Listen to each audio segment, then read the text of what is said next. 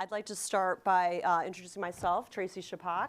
I run Mattermore Media and come from a long-standing background in agency life. So we're here today to talk about addressable television. So a lot has happened in the last 17 years, and a lot is currently underway that holds a tremendous amount of promise. So this panel, I'd like to focus on the here and now and 3 years ahead, because I think a lot's going to happen in the next 3 years. So there's a lot of flavors of addressability. You've got VOD and OTT, but today what I really want to focus on is linear TV. So linear TV, it's still 36 billion hours a month. And that's a lot. So it is not dead. And 70% of it is live and ad-supported. So let's start with the definition, because I want to make sure we're talking about the same thing. So we're not here to talk about indexed. You can talk about it, but please make sure, if you are, we're going to use the word indexed to talk about that. So that would be the pure definition of addressability is the ability to use data to target the right message to the right household and maybe persons, and not the rest. So I want to be clear, that's what we're talking about. Linear, next 3 years, what we've got ahead. So first of all, I'd like you guys to go around and introduce yourself and your role within your company. And then I want you guys to give me a guess on what percentage of the inventory that either you buy or you sell or you enable or you measure will be addressable in 3 years. Cool. I'm first. All right. So I'm Dave Campanelli. I head up investment at Horizon Media. I'm only here to talk about index buying, though. I don't even know what that is, but so what percentage? So of course, I want to give a qualified answer here. It's going to depend on technology, and if technology gets to a point where we can buy full national addressable advertising, that number will go up significantly. 10, 15, 20% of a spend. If the technology doesn't get there in time, it's going to stay where it is now, which is probably less than 5%. So the potential's there, but really technology has to catch up. Hi, I'm Laura Nelson. I manage the advanced advertising solutions at Disney Advertising Sales, and I will just build on what Dave says is I think, hopefully 5%, maybe 10%, but it's really as quickly as the technology and the measurement can really scale. I'm Bryson Gordon. I run advanced advertising for Viacom. The answer is 36.4%. Awesome. well, my answer is 100%. I mean, it's I run Roku's media business, including our ad business. So everything we sell is ad served, but there is a fair amount of linear pass-through, so to speak, happening on our platform through MVPD or virtual MVPD pay TV services, and a lot of that is ripe, I think, for being made addressable. I'm Kelly Abkarian. I work at Nielsen. I run our advanced video advertising group, and we're going to help all these great people unlock addressable and collaborate with everyone so we can move much faster. And I'm going to top your 36.4, and I'm going to take it to 40. Right. Wow, bold. Yeah. By the way, please. It's not 110%.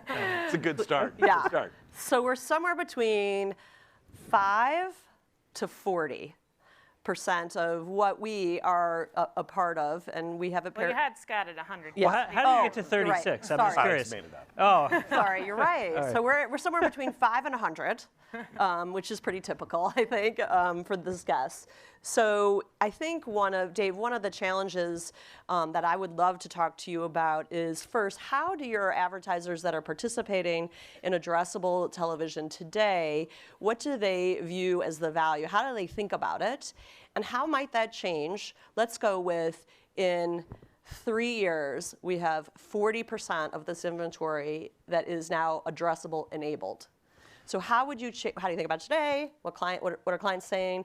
And if you got to that place, how would they be thinking about it? So I think to start, every advertiser on our roster we've talked to about addressable TV, and all of them see value in it. There's no one who doesn't see value in addressable TV. It's about figuring out where it fits in with their overall media plan. And really, one of the bigger challenges is how do you take the addressable ability and technology and data and funnel that into our standard media buying and planning process, because that data is not available in our Nielsen-based tools today. So it becomes something that kind of sits outside of our standard media plans and media buys, which creates challenges in how do you fund it and where does the money come from and what are you sacrificing from your media plan. So the day we can get it funneled into our media plans and our media planning process that can show, hey, I can increase my reach against this advanced target by X% if I include addressable versus not including it, it's going to, that's like flipping the light switch on and all of a sudden it'll start to flow quite a bit. One of the other challenges is scale, and right now addressable linear is really, for the most part limited to the satellite companies, Direct and Dish, when you're talking about pure linear addressability. So when we get to a point where a TV network like an ABC or a Viacom network can make their 14, 15 minutes an hour fully addressable on a national basis, and that's part of just our upfront buy. And to talk about it, index buying for a moment, that is a part of our normal upfront buy. When this becomes part of our normal upfront buy, it really unlocks a lot of options. And thinking about 3, 4, 5 years down the road, one nice byproduct of it, I think, is if a network can take a 30-second unit and satisfy the needs of 3 advertisers, 6 advertisers, 350 advertisers, they're maximizing every 30-second spot that they run. And that really allows it basically brings inventory back into the marketplace. It gives gives them more options to sell what they have, all the impressions they have available. And the biggest problem right now in the television marketplace is supply and demand. So if we can fix that, and then we're not talking about double-digit CPM increases year over year based on supply and demand, that's a good thing. So I think there's obvious reasons why we should be going towards addressability to help our advertisers. I think there's bigger marketplace implications as well. I got it. So, Laura, upfront. It was a good upfront this year, right? Yes. Not for some of us. Or at least the press will have you believe that. In my private conversations, I have heard a lot of money was trying to move back to TV and couldn't find its way. And so the upfronts left money on the table from advertisers who were wanting to place more dollars but simply couldn't because there just was not enough impressions to sell. I don't know if that's the case for either one of you, but it made me think that really one of the solutions we have to offer is to cut the avail up and to make pieces of that avail. That's one way to create more supply, is to not sell one thing, but to sell what was one thing into many things. So in a world, I thought you did a great job of saying as an option in the upfront. Like, I want to buy index as an option, and when addressable comes, I want to buy it as an option. So as a seller, and preparing for, let's say, the world of where we in 3 years have 40% capable, how do you change your upfront strategy, or how do you change your go-to-market strategy to fit the needs of the advertisers? Well, I think the first thing that I would say is that there is supply out there. It's just not still served on a traditional linear platform, and that the more that we can get clients to look at the digital video and not as a separate bucket, but as part of the overall linear buy, I do think there is supply out there, and we're still buying it in traditional ways. So I think we have to change that mindset first. I think also, it's interesting to hear Dave talk about how the agency and the clients think about it, but rarely do we have clients come to us and one size fits all, right? So as we think about how do we manage, our inventory to the best of our abilities, knowing that the KPIs of different advertisers are going to vary, right? Some are still going to want reach. Some are still going to want to index. Some are going to get very narrow and very niche. And there's very different sort of pricing strategies and packaging based on all of those different pieces. And it doesn't seem that different to me than today when you think about you buy across our entire portfolio or you buy something very niche. It's just different pricing strategies. But I think for us, the hardest piece is going to get visibility into what are the different KPIs and how are we actually helping you manage your business differently, because we don't sometimes get that today, and I think that is for us, I think the biggest challenge of how do we best maximize yields, because it's not going to be one day all of a sudden everyone's going to buy Addressably, and all of a sudden we're going to move to a new measurement. It's going to take some time. Bryson, how do you feel? I mean, I think there's a space between perfection and pragmatism that we experienced a lot more of through this upfront. And sort of how that space is manifesting itself is in what I would describe as this more pragmatic approach to thinking about delivery across the spectrum. Right? And Dave was touching upon this. I mean, at Viacom, we have done an ungodly volume of ditch digging over the last 18, 24 months to enable addressability with our set-top box and sort of satellite partners. That has gotten us to the point where we have almost 40 million addressable households for live linear addressable that we just deliver Vantage audience campaigns in as part of an overall buy. The pragmatism in this is that Congratulations. it's. I think we should stop. It's not a congratulations. It's literally a like. Can we all sort of like take a rest now, because it's been an absolute marathon to get this stuff up I think and running. you just announced something too, so we should just stop because that's fairly new news to me. Oh, okay. That Viacom can actually sell addressable in 40 million households. Yep. So let's just pause and say congratulations. Thank I you. know that is a big ditch to dig. It's a giant ditch dig. We have an entire team that all they do is I go hope at it that with your ditch digging shovels gets a and- little easier. So sorry to interrupt, but that was big news. But what that's been able to enable for us is when we sit down with our clients, we can now talk about reach optimization against a specific segment, a strategic segment that they want to target. And we can do that across, what we'll call sort of the national linear footprint, as well as this addressable footprint. And that's not even talking about the CTV footprint that we have with assets like Pluto TV. So being able to do that is unlocking sort of new types of value for advertisers that 12 months ago wasn't available from a television publisher like us. And also it wasn't even really part of the conversation because it was sort of a conversation for panels, not for product meetings. Are you seeing any unique, really, use cases? I'm thinking that what popped into my mind is live viewers, the ability to use big data to find those live viewers that everybody's wanting to reach, and then I thought about make goods. Do you think about either one of those as a current offering? Absolutely. I mean, we see like sort of the light viewership. One of the really interesting segments that we worked on with a big CPG company was we want to go target people who have this set of characteristics and who haven't seen our ad. And like that last bit was sort of a real, kind of difficult thing to go and crack, but that is where addressable enablement in sort of live linear addressable, the VOD, and then the CTV platforms sort of created this entirely new tranche of inventory where we could go find those customers and sort of give them the incremental reach that they wanted to get. And please confirm for the audience that that incremental reach came at a premium CPM. That incremental reach came at the audience CPM, which is sort of how we sell Vantage across all the inventory sources that we have. Which is a premium to upfront linear. Yes. Okay, so I just want to make sure everyone knows that the addressable is a premium product. So it's what I would say is it's a re-expressed CPM. Yep.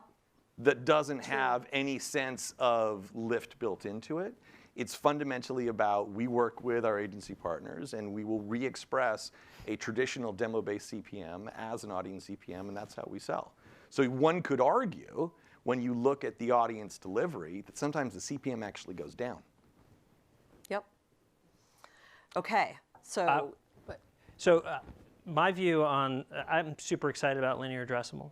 It's a really hard, nerdy problem to work on. It's got data, it's got tech, but there's no getting away from the fact that linear audiences are shrinking. And especially if we keep pushing the same amount of money into linear, all we're doing is creating frequency problems, so that final GRP that we're delivering is really not delivering incremental reach, and the cost per unique user at the end of your TV plan is really inefficient.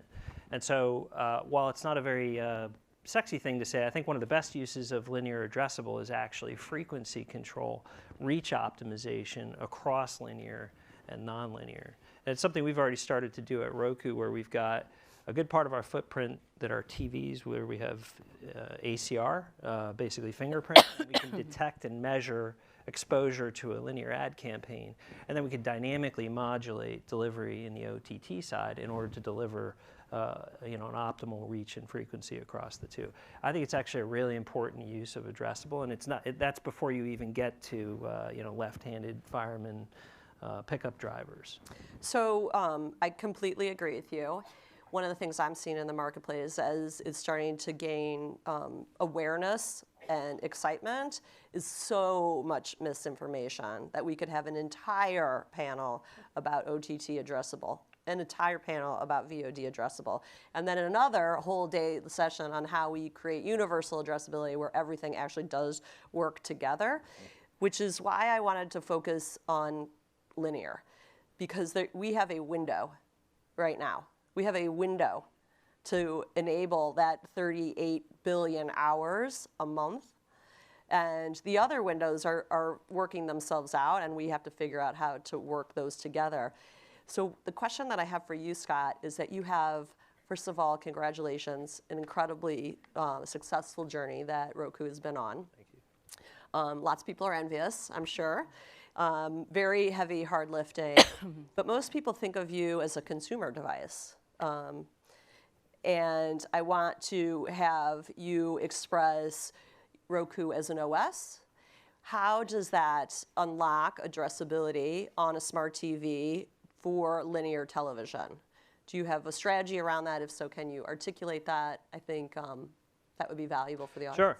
Yeah, I mean, thank you for acknowledging we're a consumer products company. That's our heart. You know, we've got to keep winning the hearts and minds of consumers with great product. That's where it all starts. Our interest and our journey in advertising really started when we noticed that the fastest growing segment on the platform was ad-supported, free or hybrid combination subscription ad-supported services. And this was at a time when the entire industry was rushing towards various subscription services. And our feeling was that as a platform, as an entity that has a first-party relationship with consumers, you set your Roku up, you give us registration data, we observe your behavior, you tell us a lot about your interests, that we were in a unique position to help power that advertising, to create some of the infrastructure underneath and make data and targeting available, including possibly someday doing linear addressable. So I think an operating system can play a pretty unique role in helping enable a lot of these capabilities. What about content discovery? How do you think about content discovery? Sure. I mean, that's a big part of our job too. I mean, that's the other half of my job is getting great apps and content onto the platform. And there again, I think, especially with all the recent announcements, whether it's Warner Media or NBC, Viacom, CBS, there's lots of awesome ad-supported services or dual revenue stream services coming into the streaming universe. So I think we're going to see a continued acceleration of advertising. And then giving the user the ability to find all that content in a personalized way is a key part of our job. Okay, so let's circle back to smart TVs, because smart TVs is one of the things that's right in front of us that can get us past where we have kind of plateaued to some extent through the set-top box. So smart TV gives us a new opportunity at the glass level to be addressable and ad insertable. And just to quote some facts, I think they're conservative, but 58 million households have at least one or more smart TVs. 58. Enabled. Enabled. Enabled. That's a lot. I mean, we're at about half, right? Yep. And if you just look at the top 3 OEMs, sorry, Scott, the top 3 OEMs only, you've got... Well, Scott's a combination of OEMs, so you would have to... Well, I was going to go to the 41 million. So so we could add in Roku, and it's bigger than 41 million. Yep. So 58 million smart TVs that are enabled. And that is a lot of TVs that if we could turn on the ability to ad serve on those, and they're growing, by the way, and they're probably in the main viewing area because it is the premium television. So we've seen 11% growth since January, So we're on a rocket ship with the smart TVs, and what has not happened yet is we have not enabled them to be addressable. That is what we're looking at right in front of us for 2020. That is what can take us from 0 to 5% to 40% to maybe 100%. So, well, not 100% in 2020, but you know, a rocket ship is in front of us. So one of the things that I think the industry really needs to understand is that we are covering up parts of ads that were already sold to advertisers, likely in the upfront. So we'll have a Procter ad that a piece of the Procter ad will be covered up in only the homes that we decided were important to be addressable, and they will be served a higher value addressable ad. Now, this is a big shitstorm if we don't figure out how to reconcile the underlying currency, because Procter's not going to overpay, and no advertiser that participated in the upfront is going to overpay. And if we want to scale addressability, we have to get beyond promos and DR, and we've got to get on to those national advertisers who are the majority of television spend. So Nielsen, as the current currency in television today, what is your plan to bring us a solution to that problem? Yeah, so we knew this was a problem coming out of the gate with trying to solve addressability, which is since 2006, the linear ad load rules applying to out to a 7-day window is that the same ad loads has to be carried across that window. And therefore, that's what connotates a C3, C7 rating. So in June, we commandeered a set of wonderful clients to pull together across the industry, both programmers and networks, both cable networks and broadcasters, as well as agencies, in which to talk about how we're going to approach reconciling the measurement so that we can bring true flexibility inside of C3, C7, but in the end, bring trust and transparency into the measurement so that there is a true linear accountability of exactly what was delivered, and then an addressable add up of what was delivered to those targeted homes. So our plan is to have that in market in time for next year's TV season. So we know that the only way, to Dave's point, to unlock addressable is to really enable you to have the data and the assets into the media buying tools in which to understand how you're going to execute in this space. So outside of Nielsen's legacy measurement business, you have a new CEO, David Kenny, who is a transformational leader, and you've started to make moves to expand beyond measurement and really capture some of the value that we can create as an ecosystem on the smart TVs. Can you talk a little bit about the acquisitions you've done and how that might empower, you know, more inventory to be addressable? Yeah, so under David Kenny's leadership, we made a purchase of Sorensen. We had previously already had acquired Gracenote ACR tech. We're really bringing that best-of-breed tech together, working alongside of collaborating with the industry to create an open and modular platform so that we can help unlock addressability and really trying to plug into existing workflows. We're going to move into a beta period here next month to start to really prepare the marketplace so that at the end of Q2 next year, we'll be in a great place in which to start to, you know, unlock the addressable capabilities. And so I think at the end of the day, our role in the industry is evolving, to your point, under David Kenny, but we think that because we're trusted and we're independent, we're not taking a position on media inventory. We're really enabling programmers alongside of their agency partners in which to unlock that inventory through ad tech capabilities and then enable it to be reconciled on the back end. So what I heard was a beta coming. So as sellers and buyers, you know, are we ready? Are we ready to try a new way of, in your case, you've started to sell addressable. In your case, you know, to really start to lean into this addressable opportunity. And in your case, we're going to start to move beyond the 2 minutes and have more available in a start of a beta. And other players as well are going to try on the smart TV. So are we ready?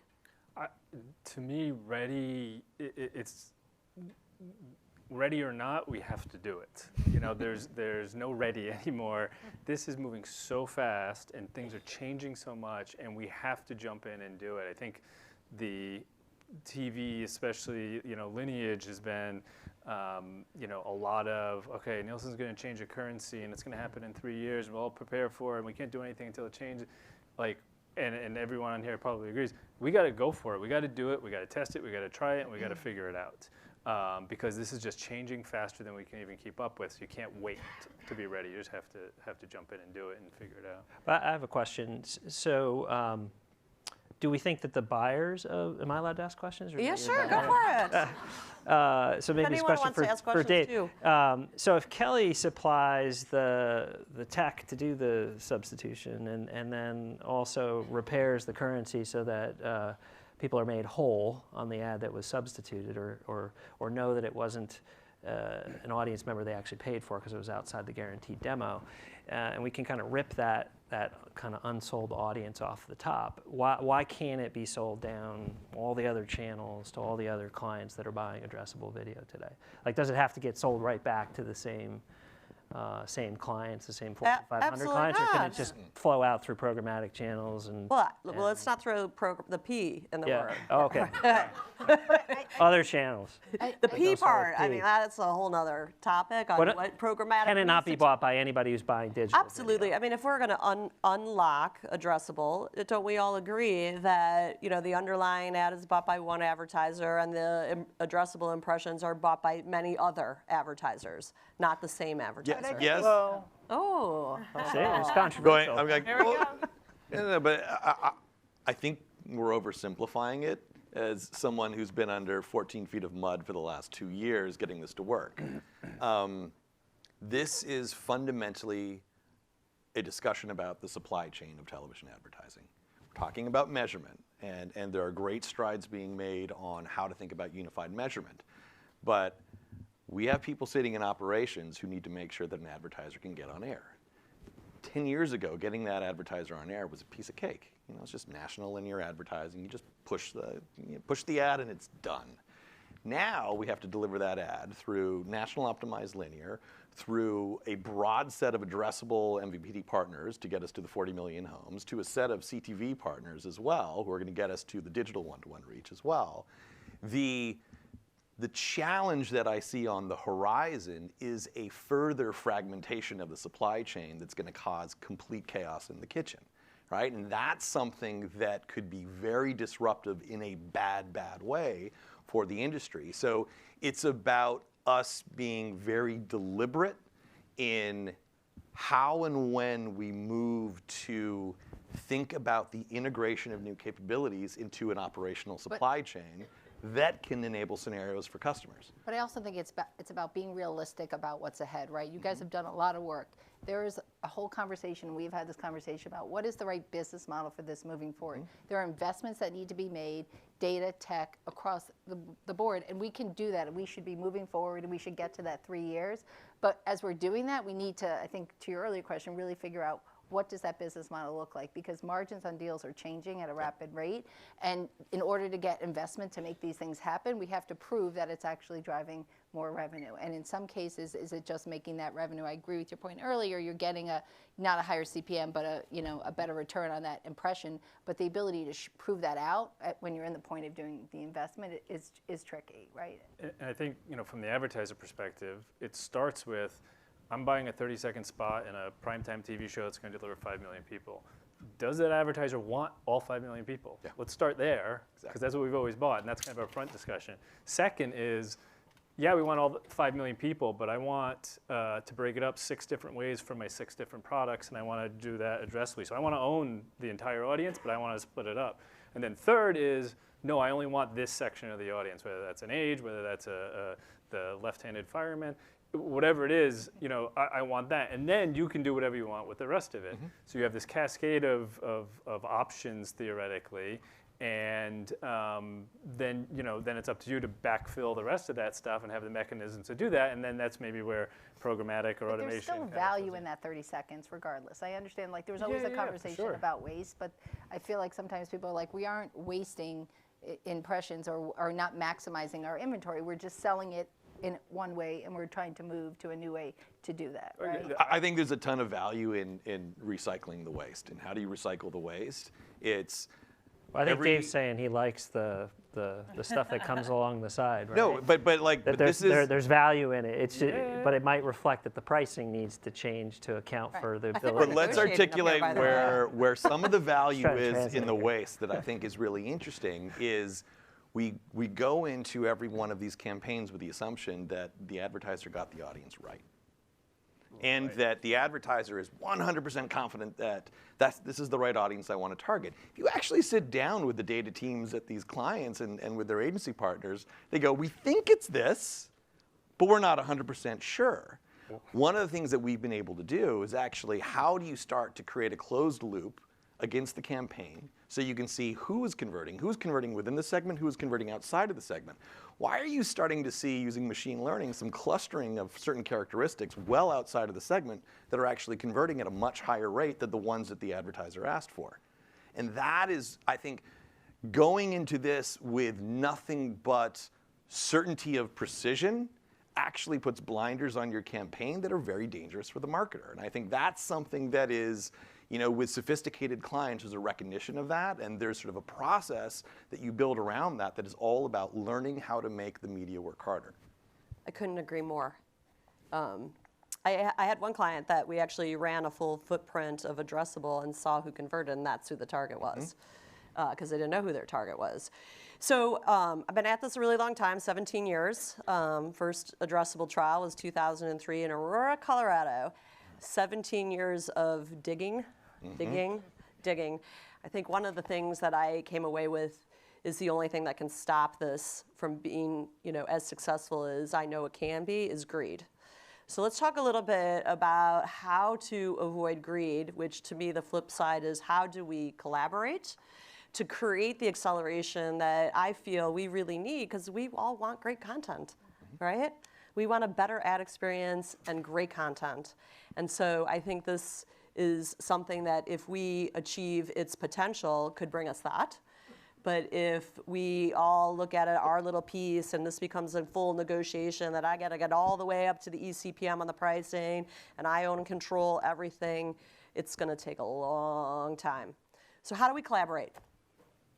Any ideas? Anything that you're like, I'm really proud I'm working on this, or I wish I could be working with this person, or just like how do we actually work together to make sure we get the business model right, we get the measurement right, we get the money moving?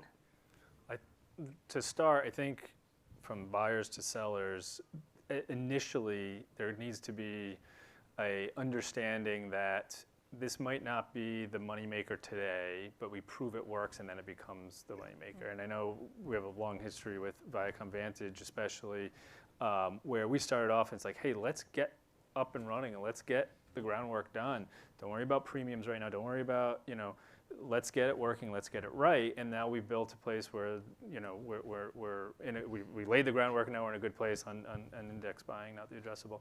So I think that's really important, number one. The biggest challenge I see is how all these different networks and media companies, some that own distribution like a DirecTV or don't own distribution, how they're all going to work together. The carriage agreements now are challenging enough. How they're going to work together to allow those guys, the providers, to allow the programmers to do addressability is a whole. Isn't that kind of like why smart TVs are so exciting? That was my aha. Oh, let's bring a fourth player in here. We can do a deal here.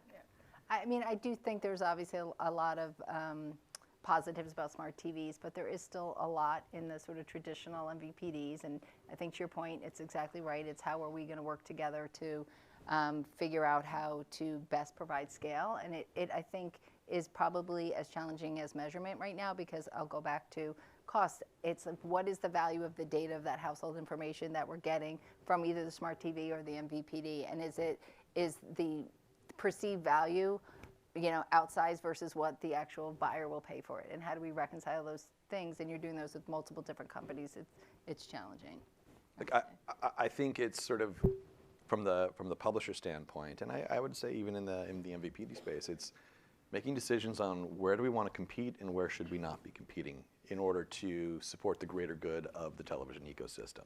OpenAP is an investment in that, right? Like, this is a place where we sit down every other week with NBC and Fox and others and talk about what are we as an industry going to push in the middle from a capability standpoint. We contribute data science insights and how Vantage works into that consortium so that everybody can benefit from it, because there are certain things that we just shouldn't be competing on. Let's compete on shows, let's compete on business models, let's compete on pricing, let's compete on how we're structuring upfront deals, et cetera, et cetera. We don't need to compete on how we've built a better model to do data hygiene against a certain data set. That's just the type of thing where we should be doing a lot more collaboration. Okay, so I see we have a few questions, and we've got exactly 1 minute. So now you only get one word answer. Okay. And if it's hyphenated, you can call it one word, okay? So it's kind of to the idea, Bryson, here your question, what's the hardest part of the 14 feet of mud to get through? So give me one word. What is holding back addressable television from reaching its full potential? One word. Ops. Cost. In our end, it's expertise in teaching people That's what way all more this- than Wait, word. well, breaking rules, Dave. Come on. I'd say capability. Scale. So, Scale. I was going to make this a drinking game that we all had to do, a sip of liquor, if that's appropriate, for every time we use the word scale. I believe addressable at scale is going to unlock a lot of promise for this industry. I thank you guys for your time. You guys are amazing. So. Thank you.